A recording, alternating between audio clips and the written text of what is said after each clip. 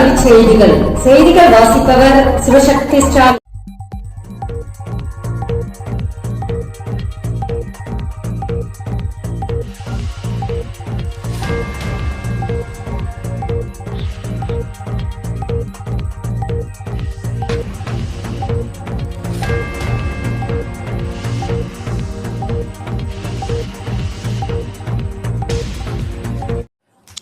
CBSE 10 மற்றும் 12ஆம் வகுப்பு தேர்வு முடிவுகள் நாளை வெளியீடா?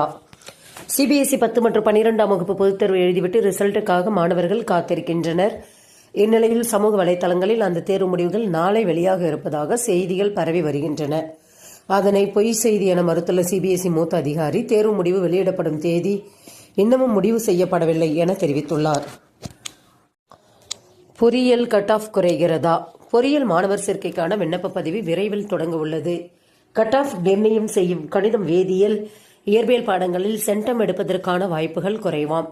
இதனால் டாப் ரேஞ்சில் 1.25, 1.75 ஆவரேஜ் முதல் இறுதி வரை கட் ஆஃப் குறையும் என கல்வியாளர்கள் கூறுகின்றனர். பள்ளிகள் திறப்பில் மாற்றமா? பெற்றோர்களின் கோரிக்கை.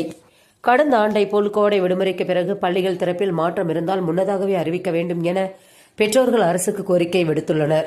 வெயிலின் தாக்கம் காரணமாக பள்ளிகள் திறப்பு தேதியை தள்ளி வைப்பது குறித்து ஆலோசித்து முடிவெடுக்கப்படும் என அமைச்சர் அன்பில் மகேஷ் பொய்யாமொழி கூறியுள்ளார். கவர்னர் பிரதிநிதி இல்லாமல் தேடுதல் குழு. தஞ்சை தமிழ் பல்கலைக்கழகத்திற்கு துணைவேந்தரை நியமனம் செய்வதற்கான தேடல் குழுவை அமைத்து தமிழ்நாடு அரசு உத்தரவிட்டுள்ளது.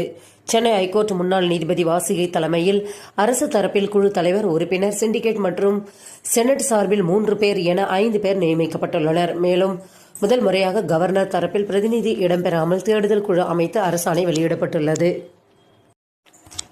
பள்ளி மாணவர் சேர்க்கை ரூட்டை மாற்றும் பெற்றோர்கள். தனியார் பள்ளிகளில் ஆர்டி ஒதுக்கீட்டின் கீழ் அரசு பள்ளிக்கான கட்டணம் செலுத்தி மாணவர்கள் படிக்கலாம். ஆனால் தமிழ்நாட்டு அரசு பள்ளிகளில் குழந்தைகளை சேர்க்கவே பெற்றோர் தற்போது ஆர்வம் காட்டுகின்றனர். இதனால் ஆர்டி மூலம் தனியார் பள்ளிகளில் நடைபெறும் மாணவர் சேர்க்கை குறைந்து வருகிறதாம். தற்போது 1.60 லட்சம் பேர் அரசு பள்ளிகளில் சேர்ந்துள்ளனர். பள்ளி திறப்பின் போது இது 2 லட்சமாக அதிகரிக்கும் என கூறப்படுகிறது. செய்திகள் நிறைவடைந்தன. வணக்கம்.